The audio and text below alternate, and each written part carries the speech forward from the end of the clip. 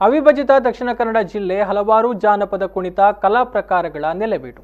ಇಲ್ಲಿನ ಕೃಷಿ ಬದುಕು ಹಾಗೂ ಸಂಸ್ಕೃತಿಯೊಂದಿಗೆ ಹಲವಾರು ಜಾನಪದ ಪ್ರಕಾರಗಳು ಮಿಳಿತಗೊಂಡಿದ್ದು, ಜಗತ್ತು ಆಧುನೀಕರಣದ ತೆಕ್ಕೆಗೆ ಸಿಲುಕಿ ಕೃಷಿ ಪರಂಪರೆ ಅವಸಾನದತ್ತ ಸಾಗ್ತಾ ಇರುವಂತೆಯೇ ಕೃಷಿ ಬದುಕಿಗೆ ಪೂರಕವಾಗಿದ್ದ ಅನೇಕ ಜಾನಪದ ಆಚರಣೆ ಕುಣಿತಗಳು ತೆರೆಮರೆಗೆ ಸರಿತಾ ಇದೆ.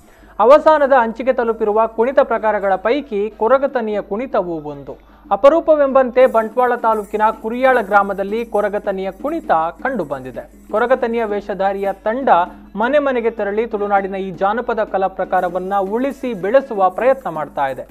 ಕೊರಗತನಿಯ ಊರಿಗೆ ಬಂದ ಮಾರಿಯನ್ನ ಕಳೀತಾನೆ ಎನ್ನುವ ನಂಬಿಕೆ ಇದೆ. ಈ ನಂಬಿಕೆಯಿಂದಲೇ ವೇಷಧಾರಿ ಗ್ರಾಮದ ಪ್ರತಿ ಮನೆಗಳಿಗೂ ತೆರಳಿ ಮನೆ ಮಂದಿಗೆ ಜಾನುವಾರುಗಳಿಗೆ ಒಳಿತಾಗಲಿ ಅಂತ ಆಶೀರ್ವದಿಸ್ತಾನೆ. ಮುಖಕ್ಕೆ ಹಳದಿ ಬಣ್ಣ, ತಲೆಗೆ ಸೋಗೆ ಹಾಳೆಯ ಮುಟ್ಟಾಳೆ, ಕೈಯಲ್ಲೊಂದು ಬೆತ್ತ ಹಿಡಿದು ಸಂಧಿ ಹೇಳುತ್ತಾ ವೇಷಧಾರಿ ಕುಣಿತಾ ಇದ್ರೆ ಇನ್ನೋರ್ವ ವ್ಯಕ್ತಿ ತೆಂಬರೆ ಅಂದ್ರೆ ಚರ್ಮವಾದ್ಯವನ್ನ ಬಾರಿಸುತ್ತಾ ಸಂಧಿಗೆ ಧ್ವನಿ ಸೇರಿಸುತ್ತಾನೆ. ಹೀಗೆ ಮನೆಗೆ ಬಂದ ತನಿಯಜ್ಜನಿಗೆ ಹಾಲು, ಭತ್ತ, ಅಕ್ಕಿ, ಅನ್ನ, ತೆಂಗಿನಕಾಯಿ ಸಹಿತ ವಿವಿಧ ದವಸ ಧಾನ್ಯಗಳನ್ನ ಅಥವಾ ಹಣವನ್ನ ನೀಡ್ತಾರೆ. ಕೈಕಾಣಿಕೆ ಪಡೆದ ಅಜ್ಜ ಮನೆ ಮಂದಿಗೆ ಜಾನುವಾರುಗಳಿಗೆ ಹರಸಿ ಮುಂದಿನ ಮನೆಗೆ ತೆರಳುತ್ತಾನೆ.